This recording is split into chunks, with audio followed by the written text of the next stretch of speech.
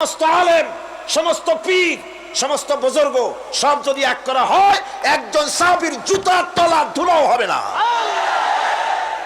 যাদের উপরে আল্লাহ সন্তুষ্ট, আর আল্লাহ যাদের উপরে সন্তুষ্ট, তারাই হচ্ছেন সাহাবায়ে কেরাম রিদওয়ানুল্লাহি তাআলা আলাইহিম আজমাইন।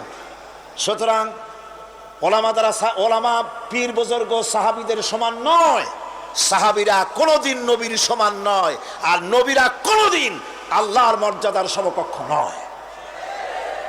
কথা ক্লিয়ার হয়েছে?